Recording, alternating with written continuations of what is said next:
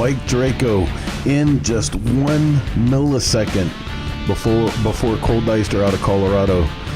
Thank you guys both racing across the line just in front of Steve Burrows from Detroit, Bruno Coppola from Laconia, New Hampshire, and Keith Cardell, rider number 30. Hey guys, if you have a rider number with the Chase or the Cannonball, make sure you get that up. You get extra credit for that. I'm Chris with Cycle Source Magazine. It's going to be my pleasure to be your engineer this evening on the Motorcycle Cannonball Chronicles. Just short time to the Chase, and we got a killer show coming up for you guys. Lots of stuff to talk about. Just 3.5 minutes, and we're going live with this one.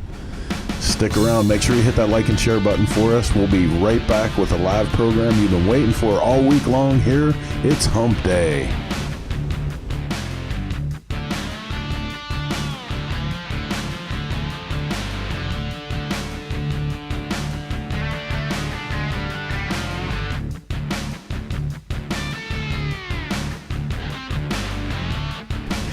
Jimmy Bradley, Mill Walker, Walter Benarski, Hump Day in New Jersey, Joe Sparrow's staff says that proudly. Don Gilmore, Chase 22, ready to hit the Ozarks.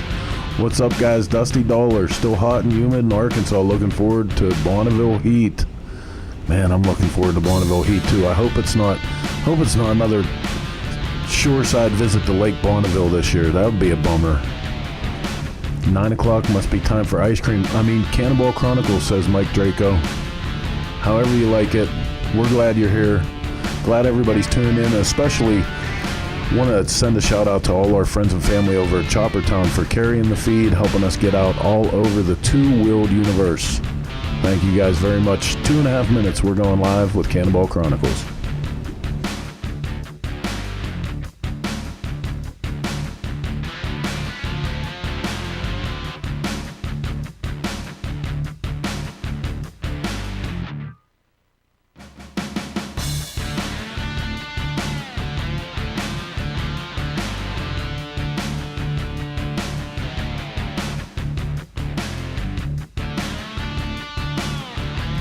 Is that actually Sam Whitehead on this program? So awesome. Are you kidding me? Let's see. Don Baker, number 34. Chris Summer Simmons. Hi from Maui, number 89. So good, so good. You guys are filling up the lot. It's fantastic. We're just 1.5 minutes out. Getting ready to run this one. Motorcycle Cannonball Chronicles going live in just a minute. Stick around, grab something to drink, kick back, and relax.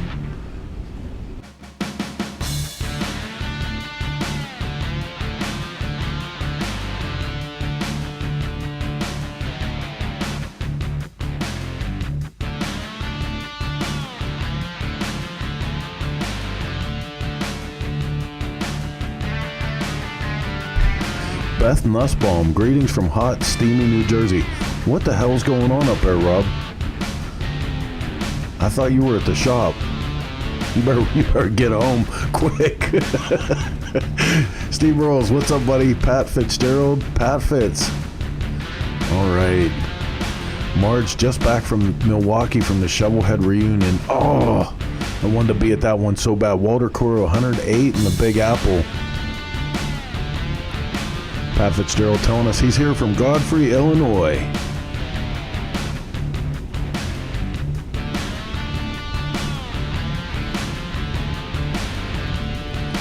Okay, 35 seconds left. I just want to thank you guys one more time for tuning in before we get this one out of the garage and up on the road and go live with this week's Motorcycle Cannonball Chronicles.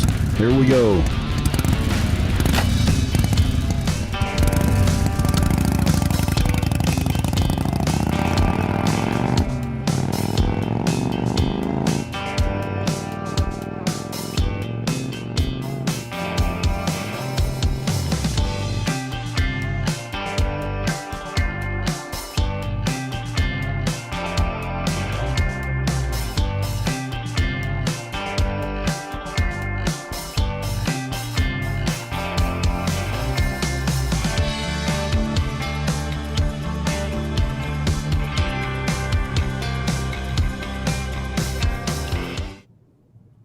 Hey everybody, what is happening? What is going on? It is Wednesday, hump day. What's going on out there?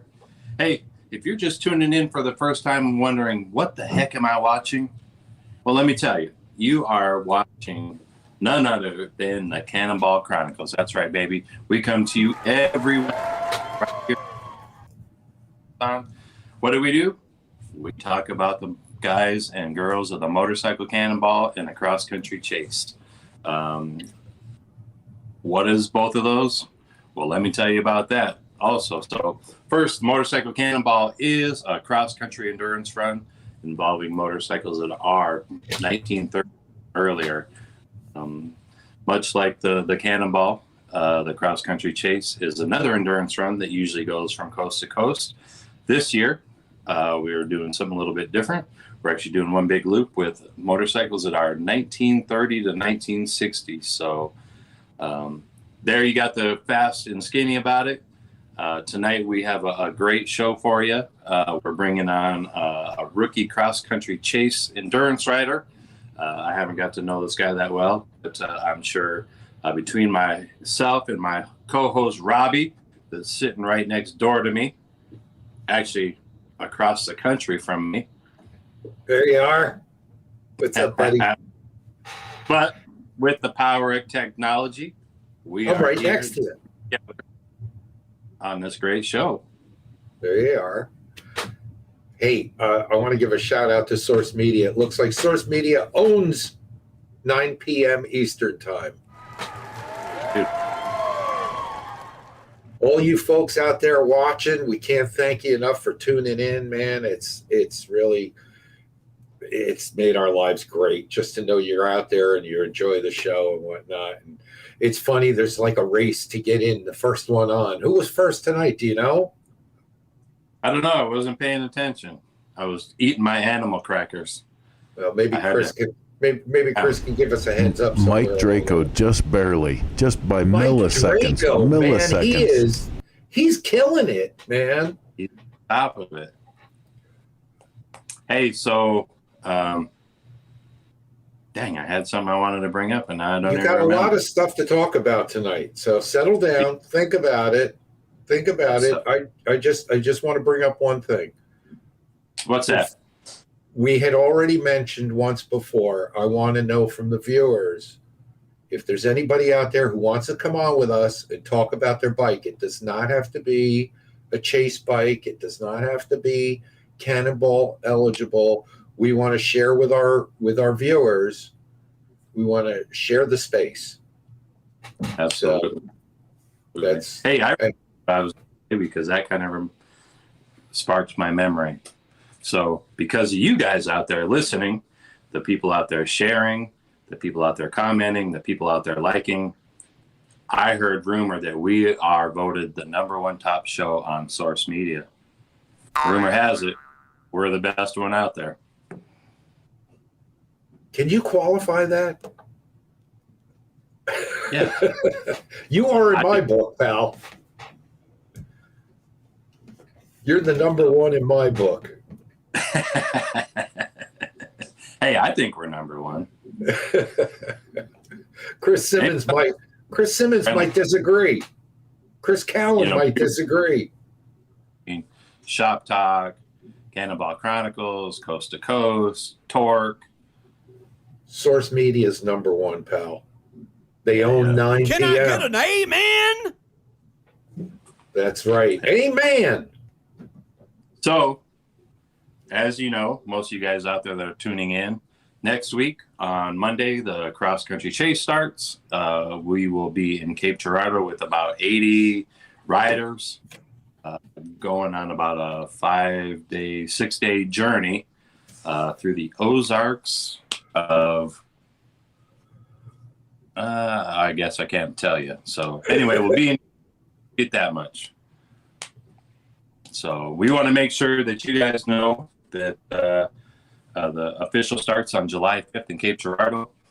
We will be at the Red Star Boat Access, which is just off of downtown Cape. And then when we get back on July 10th, we'll actually have a grand finale that starts at about 3 o'clock in the afternoon in downtown Cape Girardeau. So the city has some really great stuff planned that day. It's just not us.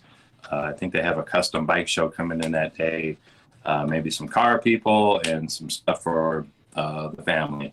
So everything that we're doing is family friendly. Bring your kids. We actually really encourage you to bring your kids and get them involved. Absolutely. Right? Why? Well, yeah. why wouldn't they? Why wouldn't Yeah. they? Exactly.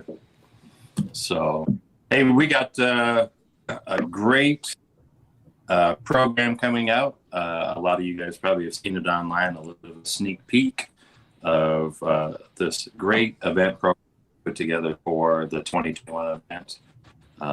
We had a lot of great support behind us.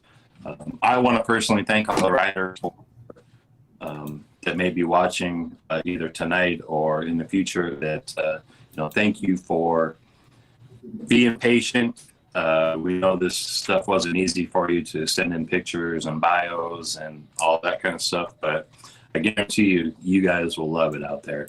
And this thing just isn't for the riders and their families. I mean, this is for the general public also. This is, we really put a lot of time and effort into this thing to really include you guys as spectators to enjoy this thing. So we've wrote a few articles. We've done some how-tos.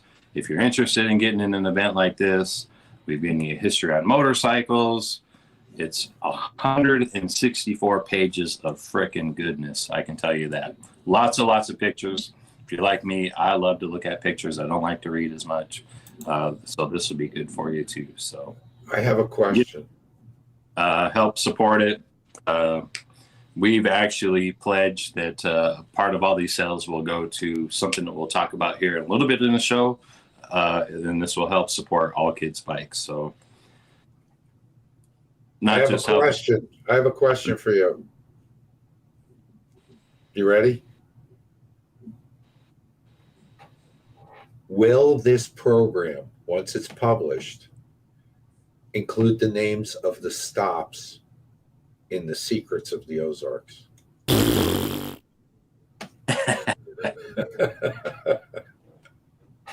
That would be, well, I don't know. We'll have to let people be out there. We'll keep that a secret from them. So where are you staying the first night?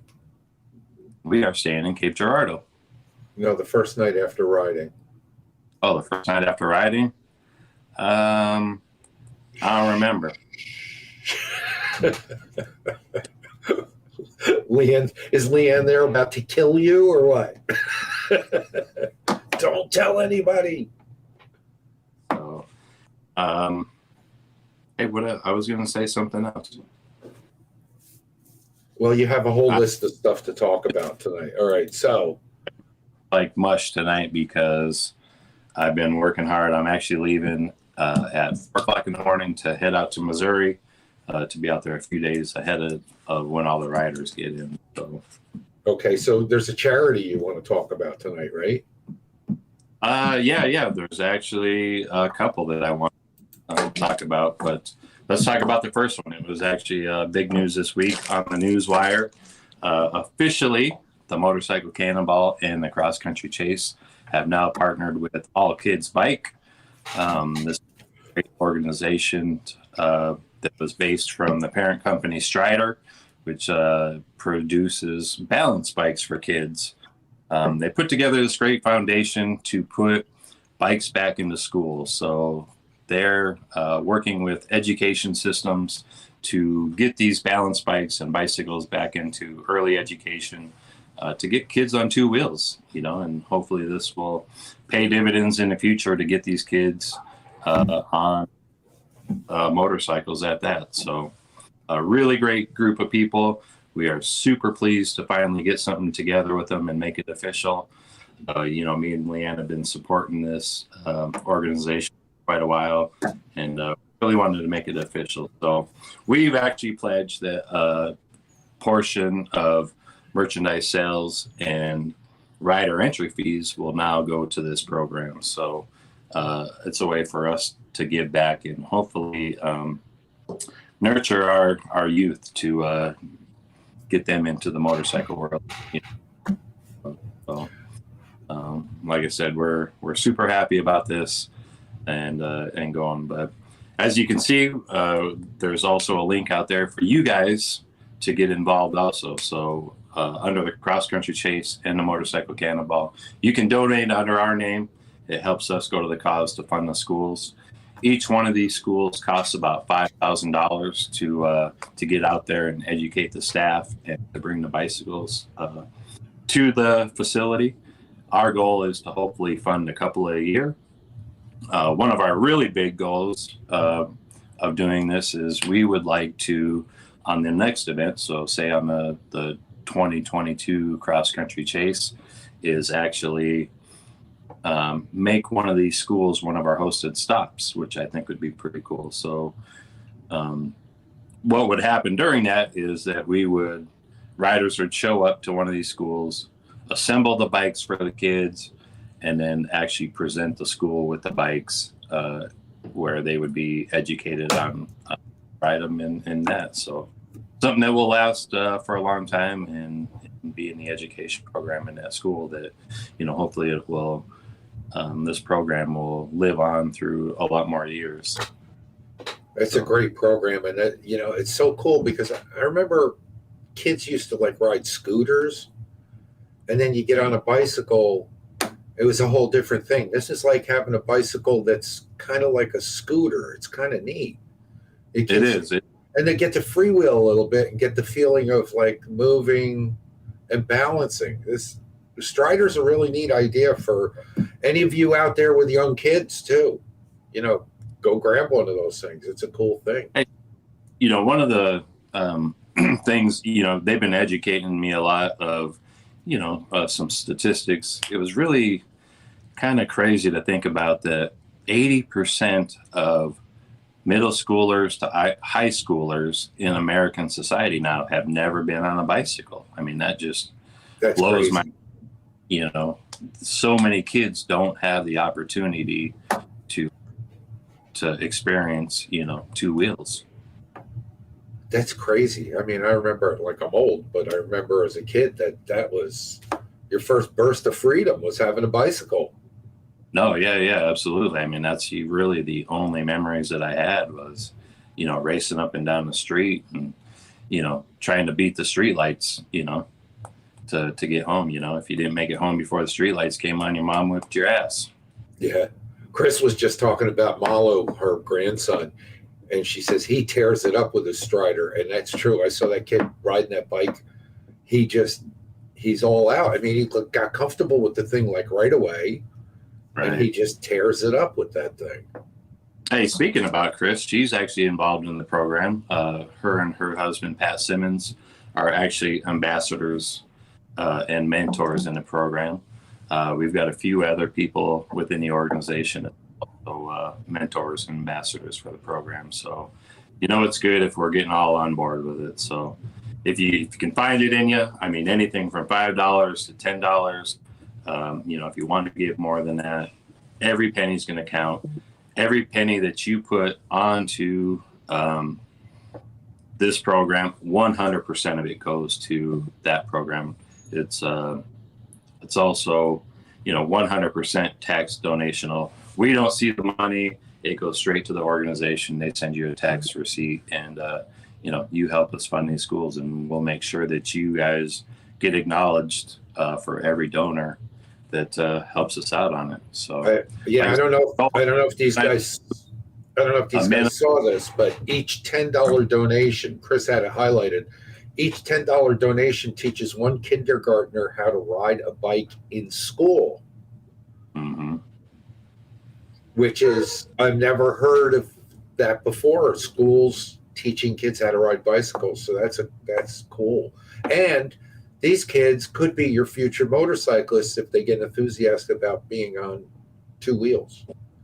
Exactly. And that's what we're investing in. We need younger people coming up through the hobby to hopefully be the next caretakers of our stuff, the stuff that we're passionate about. So I think that's all we are as caretakers, man.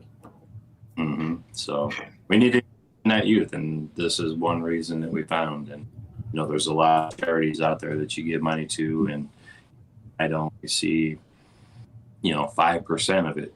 And this one is 100% goes straight to the program. So that's why we came out. You mentioned Chris. There's other exciting news about Chris, isn't there? There is. So for you guys that tune in Tuesday night on Coast to Coast, one of the hosts, Chris Simmons, she is a former Cannonball rider and cross-country chase rider. She will actually be on the event with us this year, helping with us with the live broadcast and with awesome. Yeah, we're excited. I can tell you what. I mean, let's just talk about that a little bit for next week. Yeah, tell us what's going to happen with the coverage of the cross-country chase. So we're going to throw more coverage at you guys than you're probably going to want. We are going to just content it up. So we plan on doing a live broadcast every single morning as riders are leaving whatever secret location that we're at. So we'll bring you some, like I said, some live coverage on that. Maybe throughout the day, if there's something special going on or historical landmark that we're at, we may bring you some live footage. Of course, we're going to be taking a ton of pictures, be posting on all of our social media sites. So yeah, we're gonna do it, and then we'll actually have a live broadcast at night too, recap of what kind of happened that day. That's going to be fun.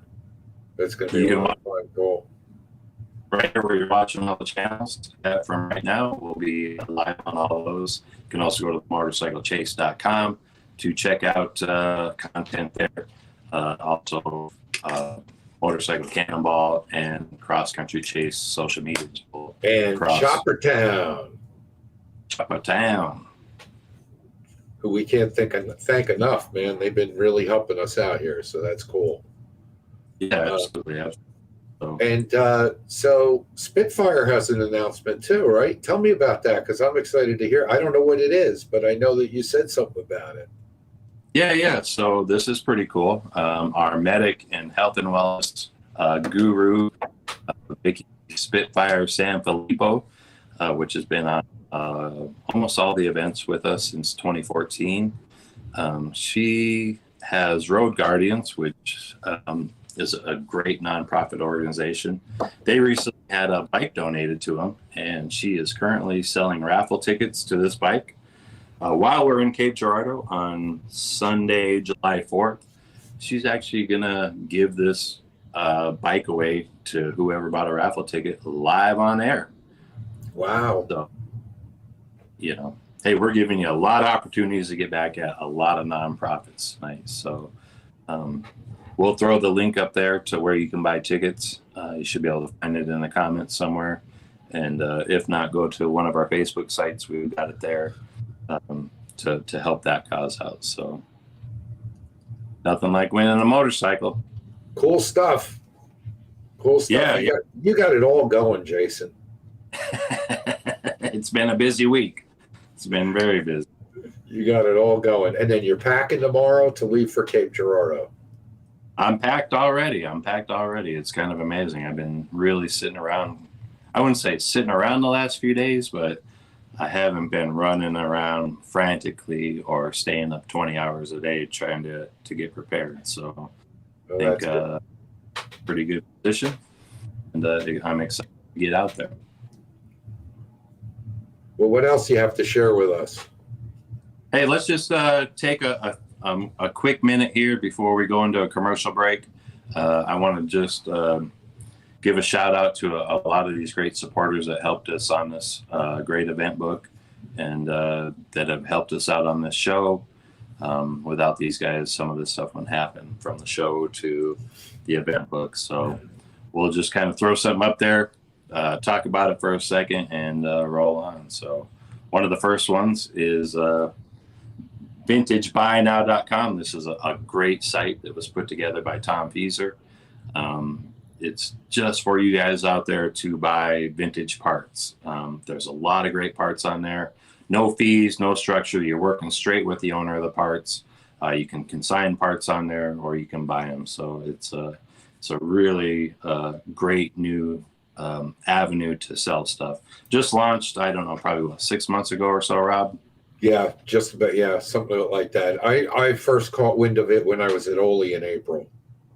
Right. Yeah, it's a great site. I've actually got on there and found a few parts that I've needed. So, hopefully this catches on and keeps going. So, is that our buddy Billy? Billy Grotto with Twisted Tea. I mean, these there guys. He is. They're always a great supporter of events, especially motorcycle events, and they have just a great product. All right, so one of my favorites, Triumph of Indianapolis. Paul, one of the general manager and owners of that, will actually be on this event with us. So that'll be super cool. If you're in the Indianapolis area, check out their Triumph dealership.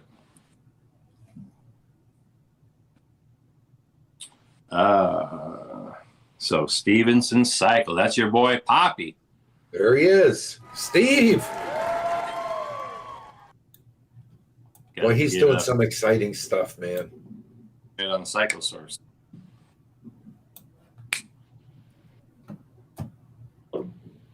So Sierra Madre. This is Steve Klein from Texas. This is kind of a new venture that he's gotten into, representing old vintage and classic motorcycles, buy, sell, trade, appraisal, all that kind of stuff. So it's got a really great program going on. Steve's very, very knowledgeable and very enthusiastic in the industry. So thank you.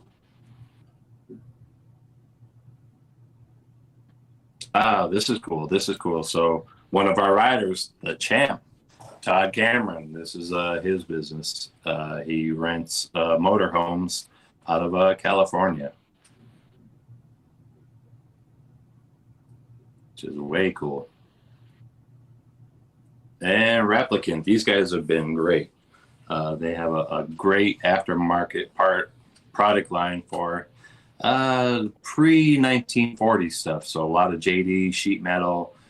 They just started getting into some big twin Harley sheet metal, a lot of good consumable parts. A lot of this stuff is made in America and in great quality. He's supplied, I don't know how many hundreds of tanks and fenders to Cannonball and Chase guys. So if you're in need of pre-1940 parts, check out Tom over at Replicant. Yeah, and a lot of these sponsors are also in our logo roll up at the top of the screen when we come back live. I know these guys. I kind of like these guys myself. We could skip those. Cycle in Boonton, New Jersey. Yes, we will treat you right. Heck yeah. So, let me just interject 1 second. I'm sorry. All right. One of the reasons I started Retrocycle was I got tired of walking into a Harley dealership and them not having time to talk to me about something, or not having the knowledge of what I was looking for. And I swore the day I opened the door, I would not treat people like they were an asshole coming through the door or when they called on the phone. And I hope I've held up to that mission. I try to share my knowledge when I can and try and get the people the right parts. And when you call, you don't have to press 1 or press 3 or press 2. 9 times out of 10, every time if we're not, all the lines aren't tied up, you'll get a live person on the phone who's actually a motorcyclist who actually will look up the parts that you're looking for. We don't just pick up part numbers. We pick out parts. Heck yeah. Boonton, New Jersey. All right. So that's a little commercial for me. There we go. All right. You take this one for a second. Red Fox, my good friend Greg Liu, has taken the Globe Right Jewel theme to the next level. Greg has made these little license plate reflectors or saddlebag retainers out of glass, and each one is hand polished, and he's done a great product line. He took over from a gentleman who ran it for years and years, and Greg is just hitting it out of the ballpark with this one. Right. They are great. Like I said, I even have them sitting on my desk. There you go. Hey, these are my good friends over at Oxford Penner in Buffalo, New York. They make us some of the greatest products that we offer in our merchandise line. You can actually even see over the back of me, they produced every single one of these banners for us. I have nothing but good things to say. They're getting into more and more custom stuff, more and more one-off stuff. So if you really want some cool things for your man cave, contact these guys. They'll do some one-off stuff for you. So is that it? We've gone through all the sponsors? I think we did. We can catch some more next time later. All right. Well, I think it's time we take a little break, and I am really excited to talk to Chris later. So, the Possum Man. So we had another one. I'm actually Mananalu. They've stepped up to donate water to us this year for both events, and Motorcycle Cannonball. A great friend of mine, Jason Momoa, started this company a few years back just to try to get away from using single-use plastics. He's, about Earth and all that kind of stuff. And, he was gracious enough to make sure that we all stay hydrated on the ride. Cool stuff. Yeah. So here's one of our newest ones, Open Road Radio, Gina Woods. They do a great program on Saturdays on Syndicate Radio, plus on our good friends Chopper Town. So you can check out check out their show every Saturday morning. And guess what? What? I'll be Saturday morning. Oh, you'll be on Saturday morning? I will be. I'll be Excellent. one of them. So check it out. If you want to hear behind the scenes stuff, I'll be telling some stuff that is not even on. Tell our viewers what time. It is 10 o'clock Central, I believe. Yeah. Maybe 9 or 10. Maybe Gina will tell us. I think she's tuned in tonight. Right. So, hey, what about this guy, Michael Lichter? Best photographer in the world. #1 motorcycle photographer, that's for sure. That's for sure. He's actually been on every single one of our events and rode the event backwards, which is pretty crazy. I think he's logged in over, I figured it out the other day, it was like 14 or 15,000 miles sitting backwards. That's cool. So Gina says 11 a.m. Central Daylight Time. 11 Central. 11 Central. What I said, right? That's exactly what you said.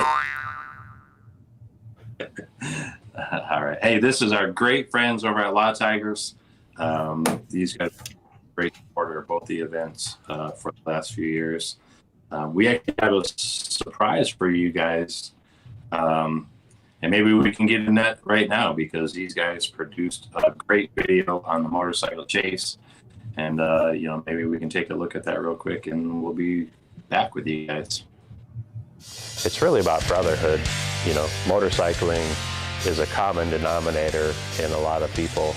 And I think it's just having that connection with other people to say, hey, I'm out there, I'm free with you guys.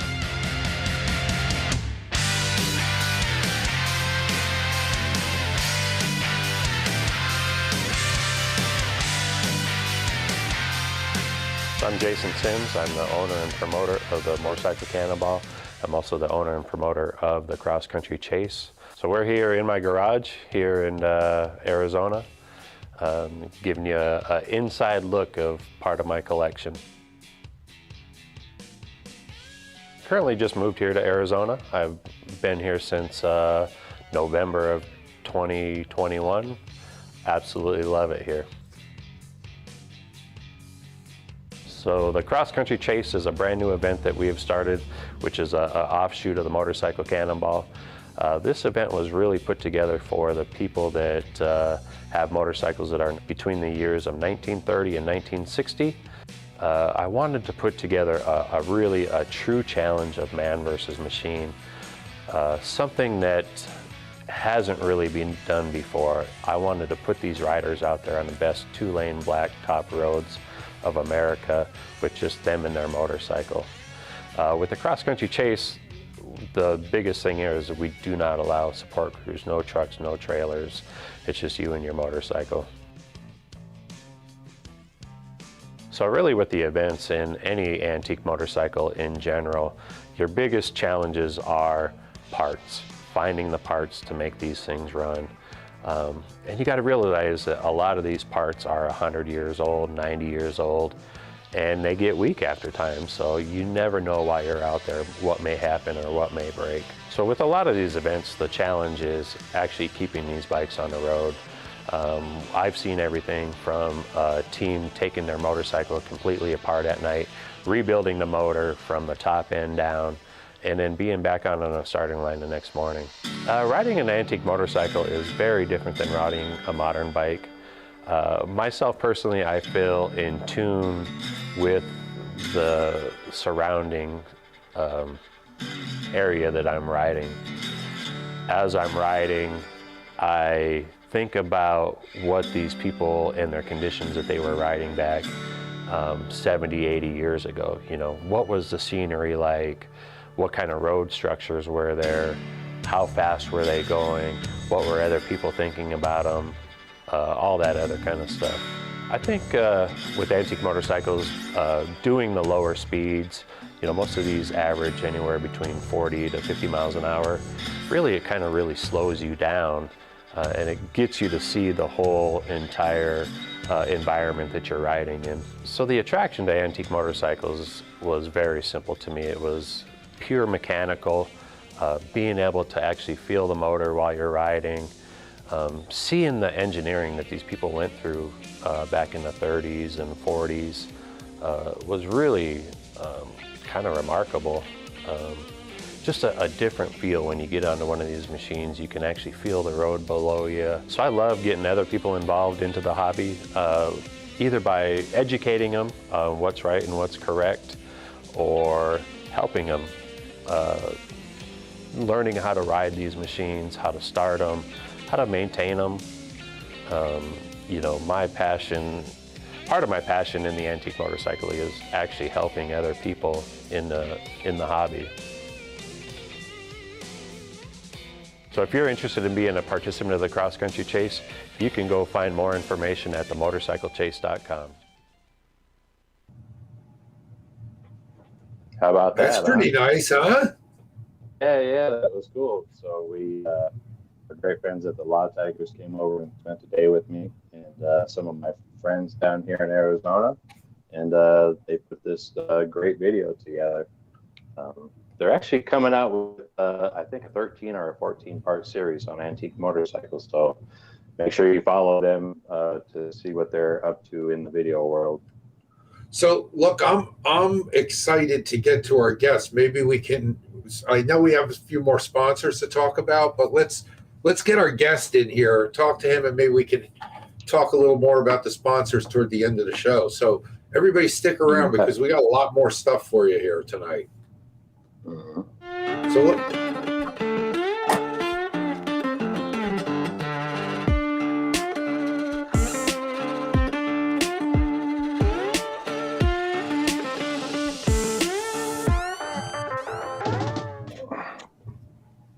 There he is. Hey, what's happening? There he is. What's up, Possum? Oh, Rob, how are you, buddy? Good. How are you? Jason? Good. Living in the Ozarks big time. Did you almost fall asleep while we were No, out I there was chatting for the last 45 minutes?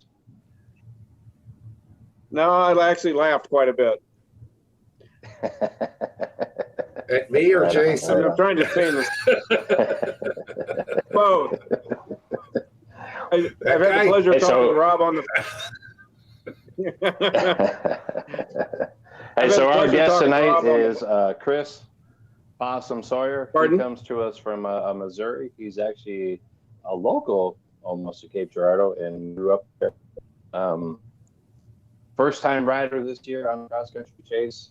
Let's start out and why don't you introduce yourself and tell everybody, in a couple sentences of who Chris is.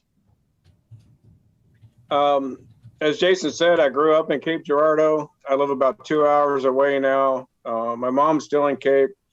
Still got a lot of friends that live there, a lot of friends that ride that live there. And I currently live kind of between Cape Girardeau and Lake of the Ozarks, a couple hours, about an hour southwest of St. Louis, on the Possum Ranch, of course. And just have loved riding motorcycles all my life. And this thing's coming to fruition, and I couldn't be more excited. Right. So what is what's Possum the Possum Ranch? Well, the Possum Ranch is 4.7 acres. And being as my nickname is Possum, that's what we dubbed it when we bought the property and the house. It grows mostly. Well, that brings us to the next question of how did you get the name Possum? That came from my first trip to Camp Llewellyn, which is also in the Ozarks, with the Boy Scouts. And it was either I was short and round or a guy kept picking on me, and I finally came unglued and tried to take his lower jaw off. Kind of like poking a possum, they'll let you do it for a long time, and when they come unglued, you get bit. All right. That's too funny. Hey, so what, growing up as a possum, what really kind of fueled you? I mean, what was your hobbies, growing up? Living in Cape, we did spend a lot of time on the Mississippi. What is now the Red Star boat ramp is where we used to be honkers for weekdays, Saturday, Sunday. If it wasn't to go hang on a sandbar and with friends, it was to go catfish or duck hunting. I always just liked anything outside, so motorcycles were a natural attraction. All right, so when did you actually start getting into motorcycles? That would be my grandfather's fault. The picture you had up earlier of Tom Sawyer, he was on a 1927 JD. It was taken in 33, and I used to sit and look at their albums, their photo albums. And he had quite a few pictures, especially for the time frame. Wanted a mini bike so bad I couldn't stand it. And of course, that wasn't going to happen with my mom. And so right before I turned 18, I bought my first motorcycle while senior year in high school. And what was that? So, and it was badass is what it was. It was a 1976 Yamaha XT500, single cylinder 500cc that would do a wheelie from here to Burger King. I think we have a picture of that somewhere. It'll come up later on. But so how long did you own that bike? Probably less than 2 years. And then I started, my buddy Rodney and I rode from Cape to Anna, Illinois on him one day in the rain. And he had a newer model, the XT500. And they just beat the snot out of us. So I sold it. I bought my first. It's a real touring bike, huh? There it is. And of course, the stock tires were gone. I had knobbies front and rear.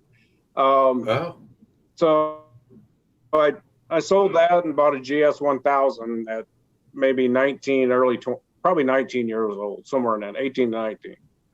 And that was what? I needed the fastest production. That's a Suzuki? Well, is that a Suzuki? The GS? Yeah, the GS 1000. Yeah. And it was before they got into the cafe bikes. So I guess it was a cruiser, but the 78 was the fastest production 1000cc made that year. That was a big, fast bike. So just really what I needed at that age. It was unbelievable. Right. Did you get it in any trouble with that bike that you can talk about on TV? I think the statute of limitations might be up. Yeah, I'm pretty good. My first ticket was on the XT 500. I did make my first Ozarks to East Coast trip on that GS 1000, and had no idea how to pack, what to do. It was kind of a rolling comedy, but we made it there and back. And then, of course, it always started when you hit the button. I mean, it's just the way they're built. Trial by fire, I guess, on that trip. So take us past the GS. I mean, what did you migrate into after that? I traded that for a 77 Sportster, and the guy had crashed it into the back of a car, but was still riding it with a hole blown in the front cylinder. It was, so, but I couldn't have been happier, and didn't have much money, so a buddy might help me straighten the fork tubes. I threw an oversized piston and rings in the front cylinder, rode it for a little bit, and then I thought, well, I really need a big twin. I need a 74. So. Yeah, it almost seems like a little bit of a downgrade to go from a GS to a Sportster. I mean, I know you probably wanted to get into the whole having a Harley Davidson, but dang, I don't. Yeah. No, when I bought the GS, I wanted a Harley. There weren't a lot of used ones around, and if they were, I couldn't afford them. So it's that kind of scenario. Right. I always either worked through high school family business, and I mean, back then I bought a motorcycle before I would buy a car. I'm still kind of that way. That's the only way to do it. Hey, so I'm reading here that you finally did get a V twin. One of my favorite years, a 76 FLH. Yes, that was the first one. Had 3,200 miles on it, and I paid about the same for it. And I was 20 years old, so 40 years ago. Oh, wow.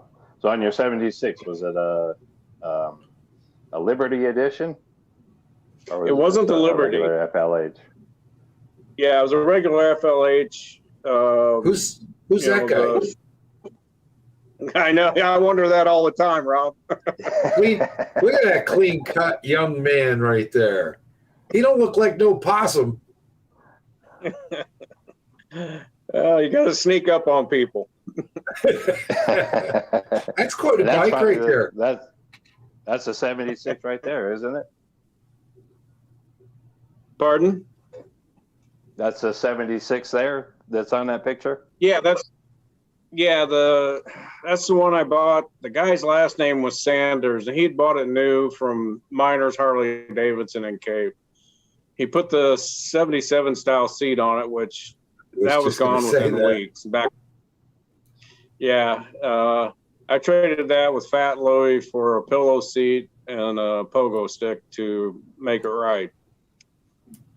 Mm-hmm. Yeah, those scissor seats were not a big hit. No. They were more comfortable for the passengers, but I didn't like it at all. So how long did you own that bike? And then what happened to that bike? You still have it or what?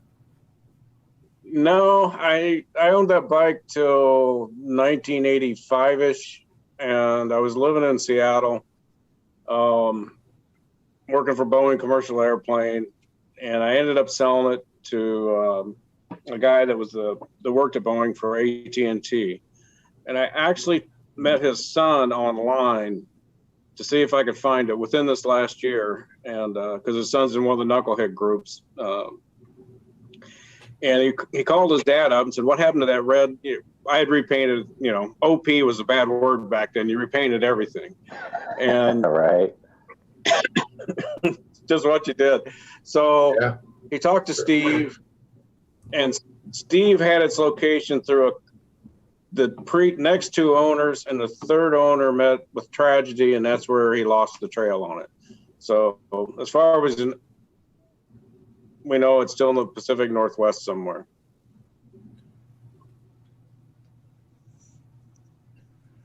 Now, what are you going to be riding on the Chase? I understand. Is this the next bike in the sequence of bikes? No, I guess there was something else after that. Yeah, it's something else. I'm running a 1939 EL.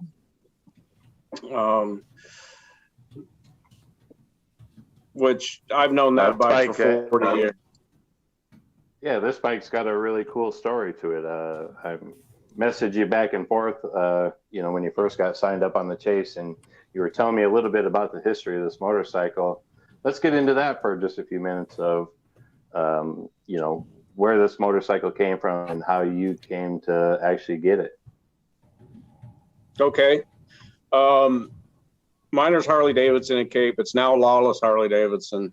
Sonny and Barb, they're still good friends of mine. They bought the Knuckle in 1973 out of a chicken coop in Oran, Missouri, and $500. It's what they went for back then. So Sonny and Barb drug it up to the shop. Sonny's dad, the old man, got it running. They rode it around a little bit, put it in the back of the shop under quilts to restore at some point. And then around 1981-ish, I got a dream job. I was going to be the parts guy at Miners while going to university there in Cape. Very first day on the job, I'm behind the counter, and this guy walks in. He's typical early 80s, big, hairy, scary biker. I'm 5'8", 135 pounds, and he wanted lenses for a cat-eye dash. I didn't know what a cat-eye dash was. I didn't know the Harley manuals. I didn't know the squat. And it was just the old man and I in the shop, and his primary job was turning wrenches. So he went in the back. He's in the back working. This guy, I'm frantically going through the catalogs, and this guy's just getting grouchy, and he's getting louder. Finally, the shop door kicks open. The old man comes in, opens up the catalog, and says, "Hey, they're $1.99 each, and they'll be here next week."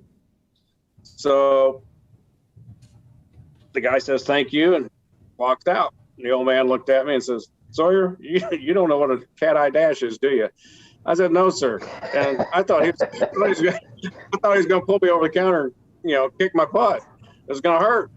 And we walked in the back of the shop right after that, and he pulled quilts off this bike and showed me the cat-eye dash that I have on this 39. Oh wow! I still have the original. I updated the lenses because the bike's so shiny, but I still have the original lenses in a bag in my cabinet back here. Oh, that's great. That's great. Yeah. That you first learned of that bike while you worked in that shop. How long before you actually got to take possession of it? 2015. Oh, so it's many years ahead of time. Oh yeah, it sat. They rode it a little bit and took it to shows and did stuff like that locally. Ed and Sonny started a light restoration, and Ed passed away right before it was finished. So mostly it sat in the dealership. And then Sonny sold the dealership, and at some point he decided to sell the bike, sold it to the next caretaker. And I don't know, well, for whatever reason, he decided he wanted to sell it. Didn't tell anybody, but one friend of mine who told me, and I went and got it. It was a must buy. And that's the first time I got it to run after we did a proper, a thorough going through the transmission and the engine. Oh, that's a great feeling. Oh, yeah. Yeah. It didn't last long because there was a short in the circuit breaker Oh boy. that I couldn't find. Yeah. My right leg was like twice as big as the left leg for a long time, but we got that sorted out. And I'd never had a tank shift rocker clutch. So I had to learn to drive it. Well, at that point, my driveway, which is a goat trail, was all gravel with a switchback. Now it's all asphalt with a switchback, which is much nicer. This has been an expensive motorcycle, I'm telling you. I just got it back together and got it rideable. And my buddy Lance, auto body guy, he wanted to be part of the build, and he kept hounding me. I got to paint it. I got to paint it. I'm like, man, I don't want to take it apart. And finally, he's like, you don't understand. It's going to cost you a 12-pack. So Yeah. Those wrenches were flying, right? Well, I rode it the rest of the summer, and that winter, he likes projects in the winter. Don't interfere with the jet boating and stuff. And Sure. so, yeah, that winter I took it all the way, took all the sheet metal off of it, took it back apart again. And I'm really glad I did. He just made it just pop. It's unbelievable what he did for it. Wow, it looks great. Yeah, absolutely. Now, when you had it apart, did you go through it mechanically then? Yes. Steve Shackman at Antique Motorcycle Company in St. Louis, he did from the flywheels up and completely through the transmission. It started, I took him the transmission because it's like, okay, I can't something's wrong. I can't figure it out. It's not the clutch. And he opened it up, and it was one of those good news, bad news stories. He's like, Sawyer, the good news is hardly anybody's been in here. The bad news is hardly anybody's been in here. Because the gears were all original from 1939. The only thing that had been changed, they upgraded the throwout bearing, and they didn't do the factory adjustment on the kicker. I think it's the kicker cover. You got to grind out a web or something so the larger throwout bearing works. And there you have it. So I had to. Now, are you actually keep still running the original 1939 only transmission? I am not. So I wrote it to my. Well, let me interrupt you here a second. Sure. Tell everybody what's unique about that 39 transmission, because as Jason said, that's 1 year only. So there's an odd shift pattern to that. So and maybe this will explain there why is. you don't. So run us through that. Yeah, you go first, second, neutral, 3, 4. And from what I understand, the first and second are more like a VL or a crash box, and 3 and 4 are semi-synchronized. So when I rode it to my first big show in St. Louis with a lot of stoplights that were red and then turning green, I just about got ran over because I'm still having to stop. Too slow for third, too fast for second. And so that next winter, I bought a 50 transmission. I went back to the standard shift pattern. I have a very nice 39 transmission sitting on this shelf with less than 1,000 miles on. So when I decide this isn't a rider anymore, then I'll put it back in. Oh, there you go. Yeah, not a lot of people. I mean, a lot of people 39s, they never run that. I've owned a 39. I actually like that transmission. I know it seems kind of weird. I'm probably one of the only people that ever say that I actually like a 39 transmission. They are a little bit difficult to operate. But yeah, so I always ask that on 39 guys. It's usually, 40%, maybe even 30%, are only running their original transmission. Everybody's upgraded to a different type of 4-speed box. Yeah, I like the shift pattern. That really wasn't an issue. It was just having bought gears from Carl Olson. You know how much those are. And I just couldn't make myself bang it into second.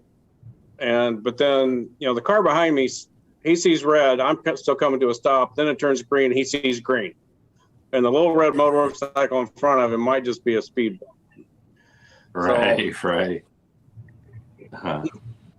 So, Yeah, hey, if he's off his phone.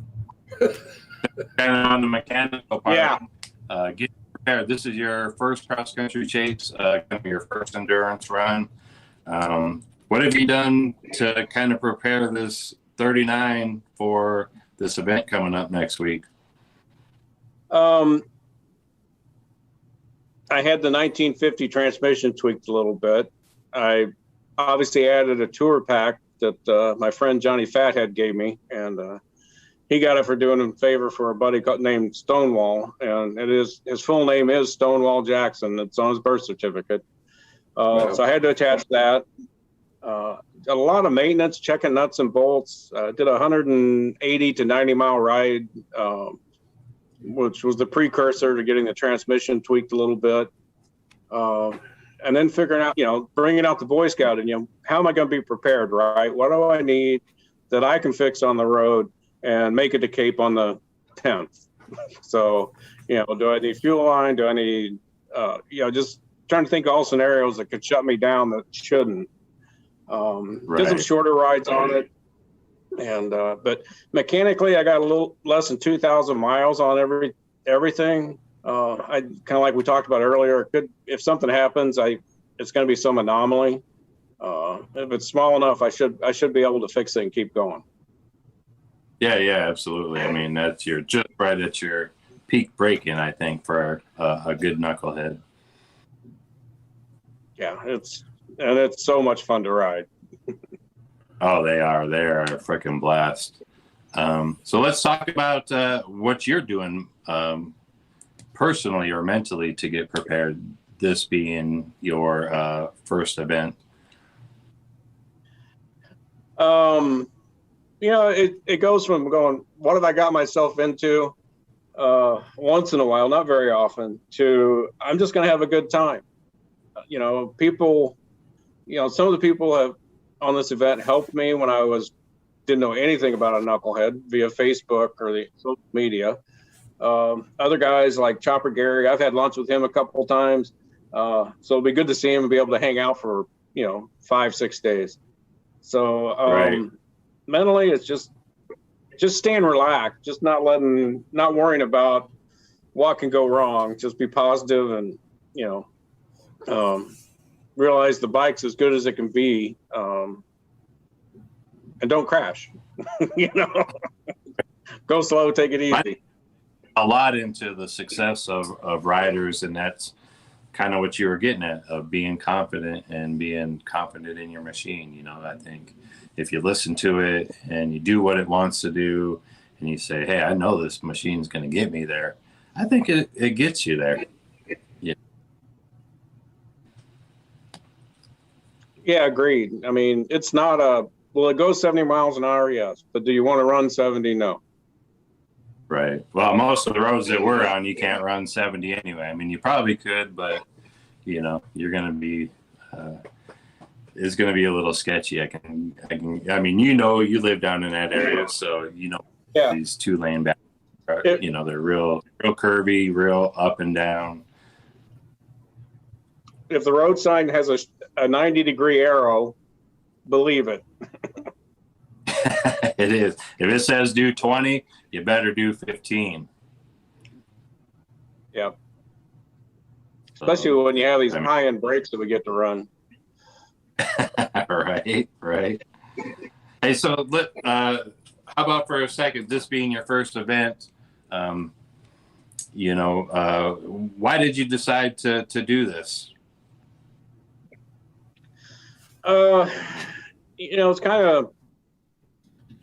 It's my hometown. It's the bike's hometown.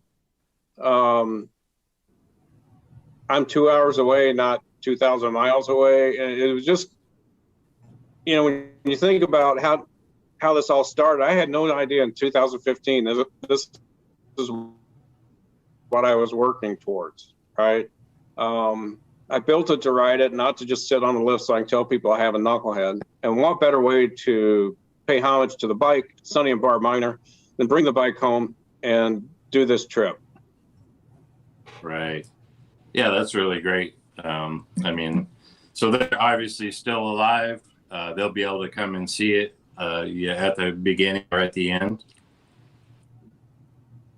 Yeah, I took it back for a bike show down at Cape last September, October. And Garrett Livingston from Garrett's Customs put on the show. Sonny and Barb are friends with Garrett. We got a hold of them. They came down and saw it for the first time since I bought it. And they couldn't have been happier. It was awesome. Oh, that's great. So you mentioned that you knew another rider, Chopper Gary. Is there any the people that you know that are signed up for this that you have an acquaintance with? Oh, Dave Hudson, Lazy Dave, the mayor of Main Street. I like that. I actually met that guy for the first time last week. I've known Dave all my life, so that does make it extra special that we're both getting to participate in this. Right. I'm a small collector. Go ahead. Oh, I was just gonna say he's actually a really great guy. Hung out with him, when I was last week for the Great Race. He had this big old camp set up right on Main Street, and just having a good old time. No, they don't make them any better than Dave. We go back a long ways, and we've done a lot of things we're not going to talk about. Right. Yeah. Dave is actually another one of our sponsors on this event, and with the event program, he owns Grassroots Harley right there in Cape Girardeau, right on Spanish Street, which is a block off the water. He's been very, very gracious. He's actually offered to open a shop up on days that they're not even planning on being open, just in case riders need something last minute or need to do some last week. So, he's a great dude if he's willing to open up his business while we're in town. So it's Grassroots BMW. I think you said Harley. Else.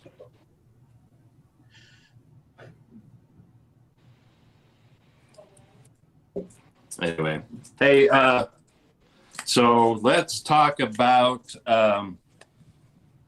this great little charity that you got going on. I've been kind of following it and following what you're doing with it. Let's talk about that for a few seconds. Sure. When the show started, they touched on the fact that I was getting sponsors.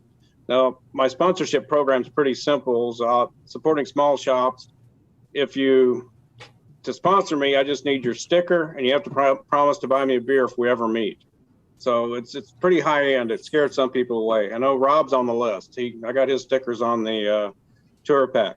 So Gateway Pet Guardians, they're one of the charities that are pet rescue, hospital, and you name it, and they located in a very impoverished area where people don't have money to buy the proper food for their pet, to get them spayed and neutered, to take them to a veterinarian.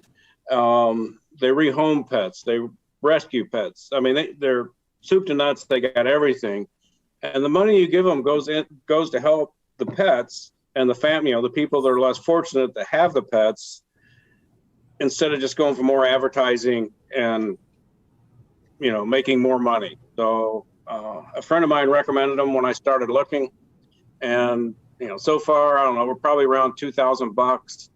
Wow. Another friend of mine, Mandy Williams, made the logo you see there, Mandy Land Creations. And so you can scan the QR code, pops up with your camera, it pops up, you can go right in and donate.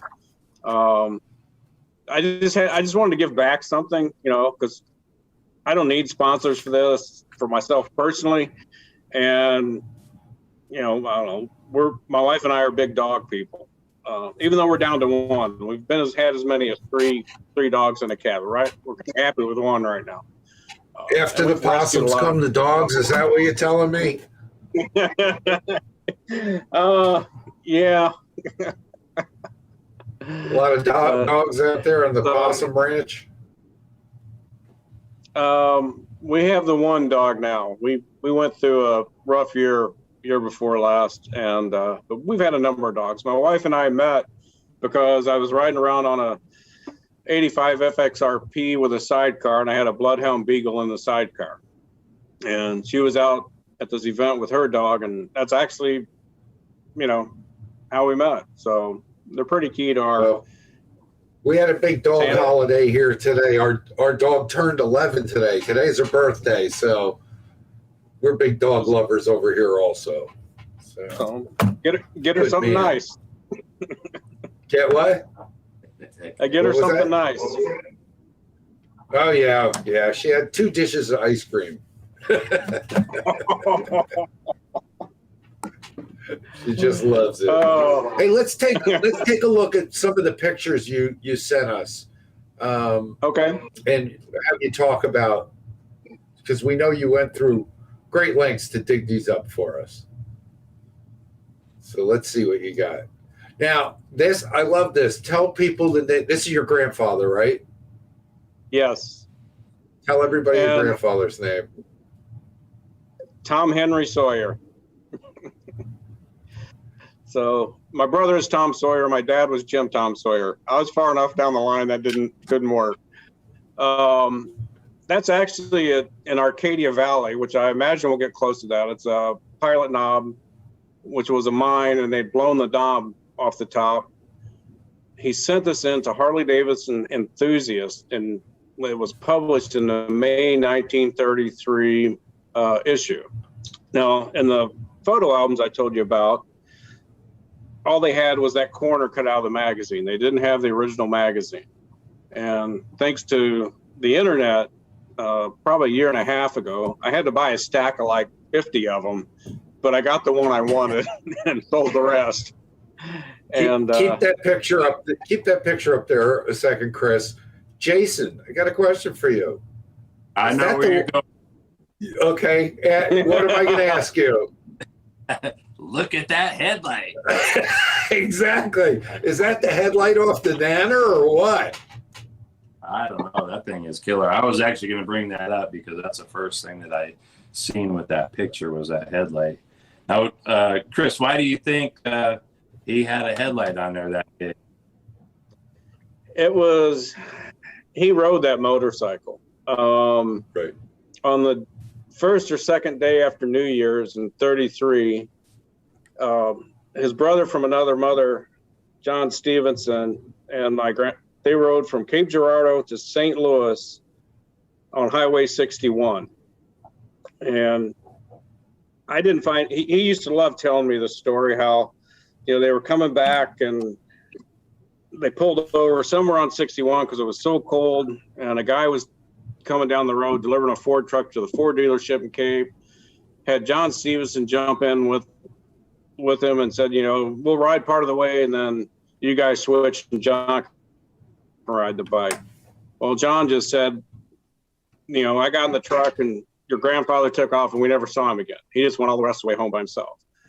What I didn't know, and John Stevenson told me later on, was that, why would 2 young men drive all the way from Cape, 100 plus miles in time of year when the weather's iffy and it's cold on the first or second day after the first of the year, January 1st or 2nd. Well, John knew where you could buy beer. It was still prohibition, I believe. And they had girls. So grandfather was probably 20 years old. So that was the reason they do it. My grandfather always left that part out. But John filled me in many years later. So I have to say, Grandpa looks pretty young in this picture. Yeah, 33. I think he was right at 20.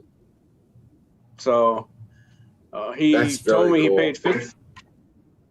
he paid $50 for it because he also worked for the Ford dealership some, and they kept track of the weekly payments in the top of one of the service trucks. Oh, no kidding. They did whatever grandfather gave the guy who bought it from, they check it off. So, and that was his first and last motorcycle. So. Yeah. Oh, first and last. Really?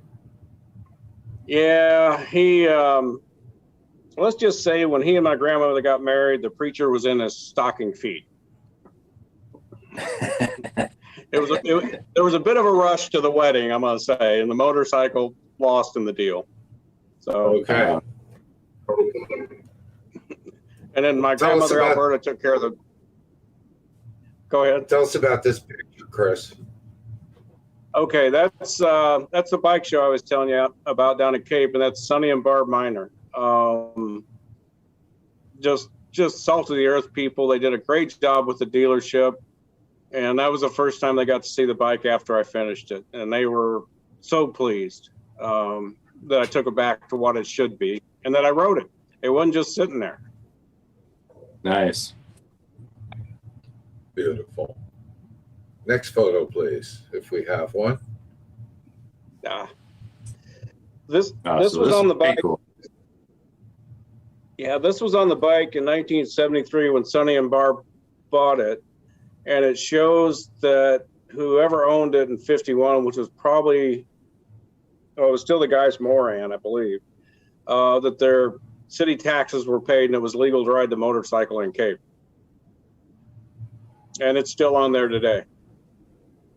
That's so cool. Now, is that? It looks like it wraps around the headstock or something. How is that fastened on there? Yeah, it does. It's on the right springer, and it's aluminum. You just bend. I guess it's aluminum. It doesn't rust. You stick it on there and just bend the tabs around, and it stays put. Yeah, because it looks like one of the tabs on the right side of the frame there. So that's a cool piece. Yeah, it's the only one I've ever seen. Yeah, very neat. Back to the dogs. Yeah, back to the Gateway Pet Guardians. So, I don't know. We'll see how much we can raise. I've got business cards with the address and the QR code on it to give out along the way for people that don't have time to do it that day. I've had people give me cash donations, which I then in turn, immediately turn over to Gateway Pet Guardians. So, Right. anything's good. On the website, you can give as little as $1 and it'll process it. So Nice. And look at that. That's the 39. that's the night I brought it home. 16-inch rims and a lot of Chinese repop sheet metal on the, from the rocker clutch to the exhaust. I had a lot of undoing, but fortunately, the caretaker before me kept all the old stuff. So I've got the original thin primary, original exhaust. It had I think it was the 46 was the rocket style muffler with the cover on it. They're really hard to find and they're expensive. I was using it for a door stop until the guy offered me almost $2,000 for it, and it was beat up. I didn't need a door stop that bad. What's the blue platform underneath the bike? That's the lift that's behind me. Sonny bought did the that bike lift for come the with a free dealership. lift? Oh yeah. Doesn't every bike come with a lift? He bought it for the dealership, never installed it, and kept it for himself. And it went with the bike when he sold it to the guy before me. And I bought it as a package. And talk about night and day. It was just like having a lift is just having a good quality lift. Let me ask everybody, you two guys, the first day having a motorcycle lift, how does it change your life? I don't have to lay on the ground to adjust the transmission anymore. I went the last 3 years without a lift, and I just got one installed a couple of weeks ago, and I was like, dude, where's this thing been after the last 3 years? What have I been doing? Oh, exactly. Earlier. First time I had a bike on a lift, I went, oh my God, this is what it's like to really work on a motorcycle properly. How many times did you go up and down just watching it? Yeah, now it's like, oh, that's going to be a pain in the ass to lower this thing up and down. I mean, that's the pain in the ass now. I Yeah, gotta I know. hook the air back up. I gotta unhook the air. 2 days ago, the guy had an electric one. I've never seen an electric one. Oh, those are nice. Mm. Tell us about this photo. There's a story behind these stickers, right? Yeah, and so obviously retro cycles up there top. I've got the big one on the inside behind the seat, and DNC cycles there with Craig. You know, he's an old school guy, and I'm gonna cry when he closes his shop because I don't think there's anybody to replace him. But he'll give you time of day like you do, Rob. I called you multiple times when I was working on the 39 about 4 or 5 years ago. Charlie Fagan, he has a parts pimp, Harley Davidson flea market, almost 140,000 Facebook members. He sent me $100 unsolicited for Gateway Pets. Wow. And he's a good place to find. He gets some vintage bikes that he's more than you would think, but he's got a lot of the probably 70, 80s and newer stuff that he's just bought in huge lots. Antique Kim's Motorcycle, Kim Vermillion, small guy, semi-retired. He's got my 67 right now because I don't have time to mess with it because I'm doing the chase. And but super solid mechanic with a machine shop, and you know, he's one of those guys that if he doesn't like you, he's not going to work on your stuff. He doesn't need the money. He's going to do it because he likes you. Charlie Crew. Charlie Crew. I went to Charlie's shop the first day it opened in Kansas City because I was working over there, and I've got to know him. You know, just as kind of he likes to send out a good message and good vibes. So I put Crew on there. Below that's Vintage Russ. Dan, I had a WLA speedometer on this bike when I picked it up, and I priced a 39 speedometer in the shape I wanted. And I said, yeah, I'm not sure I need one that bad. And but he has an accurate face. He rebuilt my WLA. It works perfect. We had a couple hiccups. His customer service was stellar. I enjoyed working with it. BDL belt drives. I do run a belt drive underneath the primary. It's set up to be able to run with the thinner primary for 39. Scott, I called him up, said, hey, Scott, I'm doing this chase. I'm worried about breaking a belt. I don't know, probably won't. Can you send me one? I'll put your stickers on my tour pack. And it was like dealing with a guy down the street. Yeah, Sawyer it'll be Wow. there by Friday. And boom, it's there. Kelva's pinup, I don't know. She's friends with Tom Banks. I follow her on Facebook and Instagram. She's got a good attitude, doesn't put up with any bullshit. So she sent me stickers to put on the tour pack. Nice. So there you are, number 39, ready to go. Yes, 39 sir. for the. See us. The little lemon is a friend of mine that has a company that makes sock knitting equipment to automatically make socks. Longtime friend, lives in Cape, and her attitude is if life gives you lemons, make lemonade.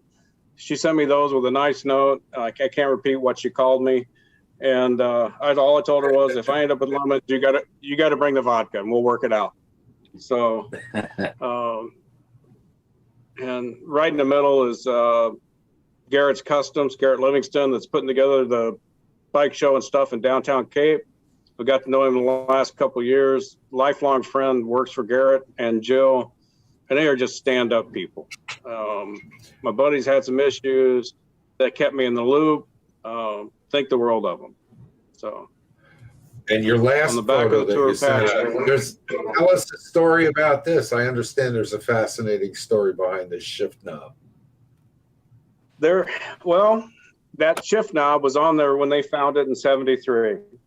Originally, it was a Pabst Blue Ribbon beer tapper, which was common back then. So I was riding my bike because I don't hide it, and I was on Highway 30. I don't even know, who knows where I was going, but something hit me in the leg. I was running 50, 55. Didn't think about it. Just thought a rock flew up. I got to where I was going, and the cavity was empty. The centerpiece fell out. So I thought, okay, I'll buy one that looks like it, right? It'll be cool. Then I couldn't find that exact centerpiece, and the ones I found were really expensive. Well, the little emblem that's on it was on the back fender from when Sonny repainted the bike and restored it. And I think they made those to go on like oil dipsticks for soft tails and whatever. So I peeled it off before we did the repaint, wanting to put it back on the bike.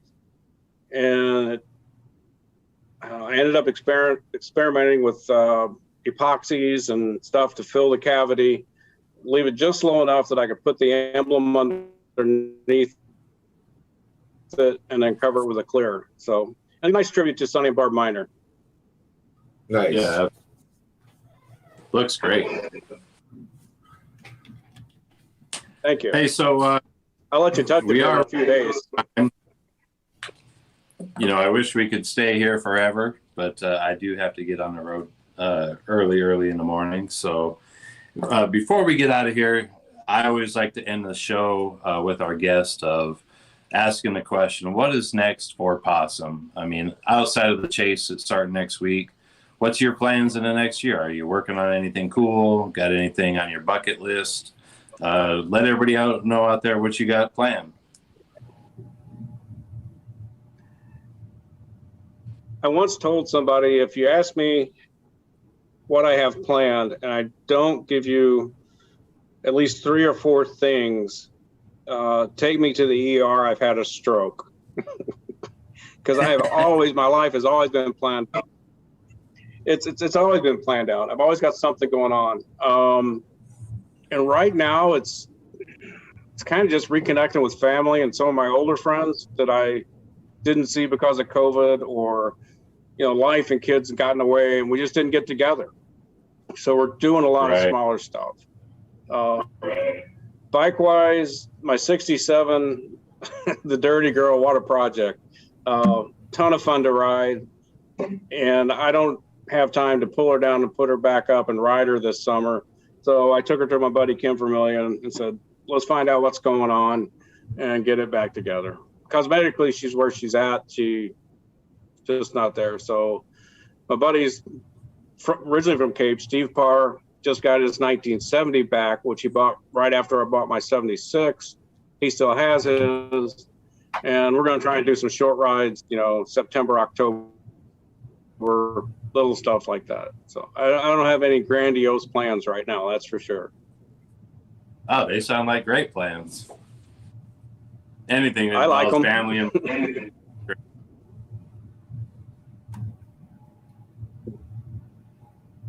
So. Hey, I want to thank you guys again for coming on tonight. It's been great. I'm looking forward to finally meeting Possum in person, probably here in about 3 or 4 days. Again, thanks for coming on tonight. I got to know a little bit more about you.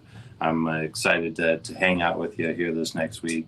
Maybe get to share a beer or something like that. So again, thanks for coming on tonight. It's been a pleasure, and it'll probably be 2 instead of 1 beer. So, Hey, Possum, thanks for coming on, man. You have yourself a safe ride, and have a great ride, and you're going to really enjoy meeting all these guys. So, and gals. So have a great trip, buddy. Cool. thanks, Rob. Hey, It's a pleasure talking to you again. Same here. Before we get out of here tonight, there's just a couple more people that we want to recognize to round out some of the great people that have been supporting us here the last month or so with the event book and with the show. So this next one, who is this? I can't read this. Oh, this is Kiwi Mike, isn't it? Yes, Yeah, it is. The Aussie Kiwi Mike. He's been a great supporter. I know he's actually helping out some of these kids on the ride of a lifetime. So we want to give kudos to Kiwi. Good man, Kiwi. Oh yeah, yeah. Hey, here's one from one of our riders. Oh yeah, one of my customers. Good guy. Yeah. Joe's a great dude. I can't wait to see him. Awesome. Joe Ferry, right? Yeah. Joey's the edge. Same way here with McLean's Jam Cycle. He was gracious enough to show some support with us here. Right, and that's Joe's bike, right? Yeah, that's the bike that he'll be riding on the Chase, so that's pretty cool. Nice. Of course, our great friends over at Haggerty. They've been a great sponsor of ours for the last few years.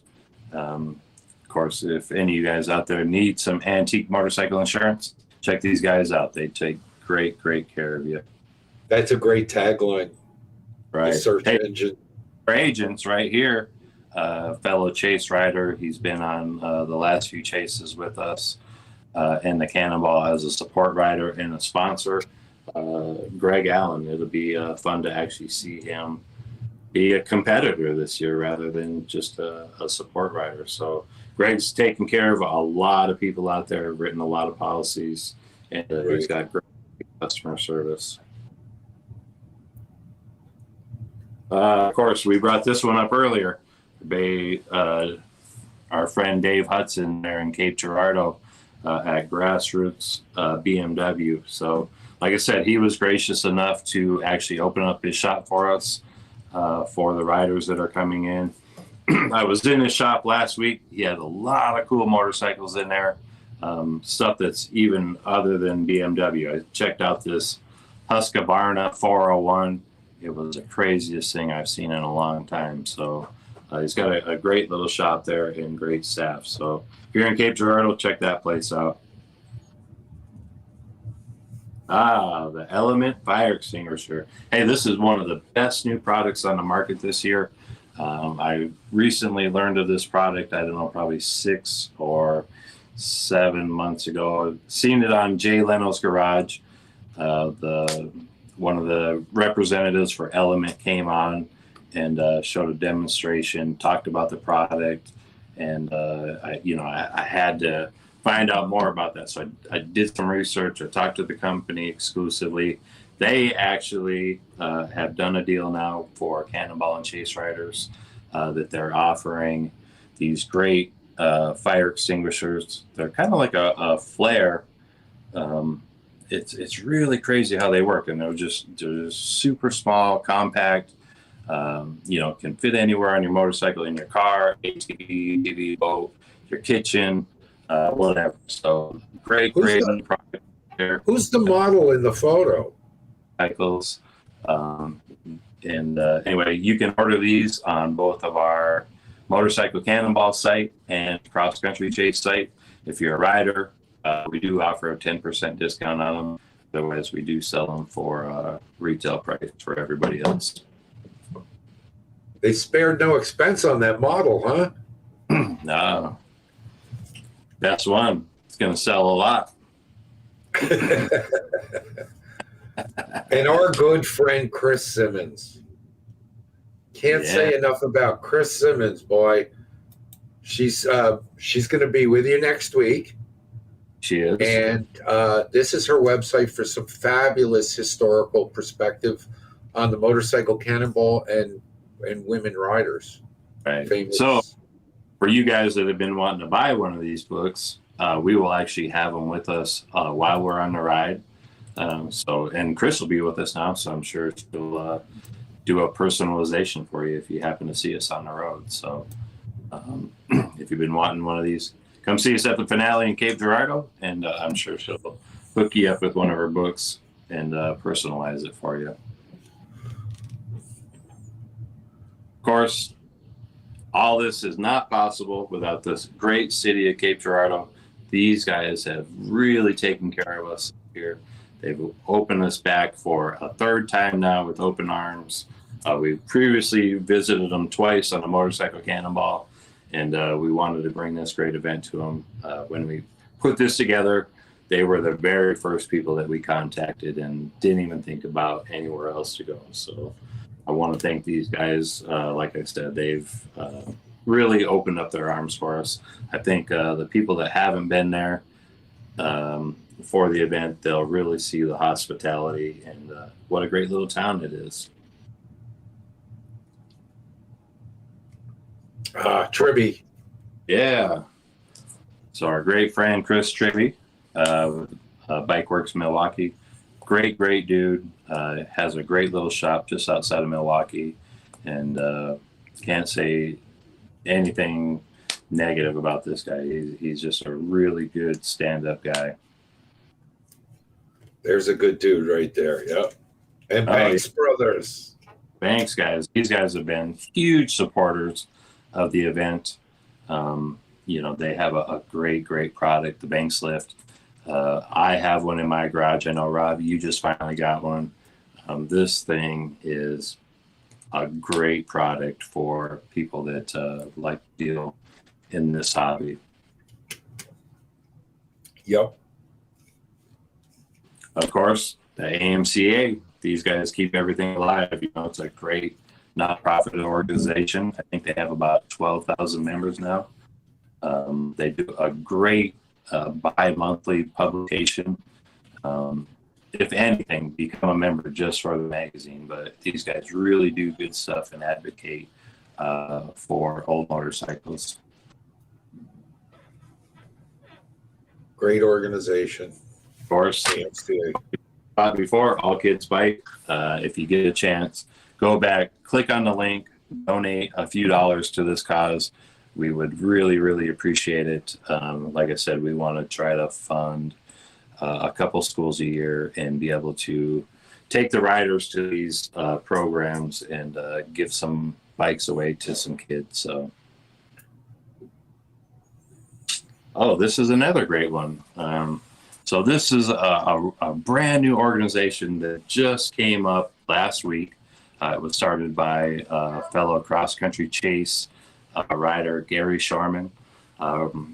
It was actually on the last motorcycle chase that Gary found out that he had prostate cancer. He had a PSA test that came back, and the PSA test came back real high. So while he was on the chase, he actually scheduled his surgery after finding out the results. Luckily, he did catch it in time. So now he's putting together this great little mission to, get people checked. I mean, our goal is to, at each one of these events, get all the riders tested, the support crews, and not even that, just the general public. So we want to give back and give people free PSA tests to get checked. So check out their website. They have a place to also donate on there to help the cause. All the money will go right back into the program. I'm actually a member of the board on there now. And, we've pledged to, take all that money and buy PSA tests with it. So hopefully we can catch this wicked thing early with the PSA test. So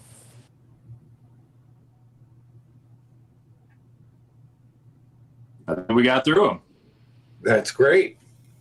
Heck And yeah. thanks to them. Thanks for their support. I mean, it's real important. We got our partners at Source Media that are behind the scenes. They put a lot of this together. They stayed up for 20 hours a day for a week straight. They were probably never even slept. I don't even know when they get sleep, but they put this great band program to. They help us out with this show every single week. So couldn't do it without those guys. They've been great partners in this whole thing. Well, I want to thank everybody for watching tonight. We have the Road Guardians. We need to talk about this, don't we? Have that link up earlier. So here's the site. We'll put it into the comments where you can actually get back out there and try to win the bike that will be given away this Sunday. So Sunday. There you go. Yeah. So that's really all I got. I got to get ready and get packed Well, that up. was a lot. You packed a lot in there tonight, buddy. It was a long show. It was a Marathon show. And I want to thank everybody for hanging in there with us tonight. We really appreciate you watching us. Chopper Town, thank you for your support and all the social media channels that carry our broadcast. We appreciate it. Heck yeah. So, hey, come Sunday, Monday, through the rest of the week, you'll be able to see us here a couple times live. We'll be bringing you live action of what's happening on the race. Hopefully you guys will tune in, get interactive with us. You'll be able to ask the riders questions and see what everybody's up to and where those secret locations are.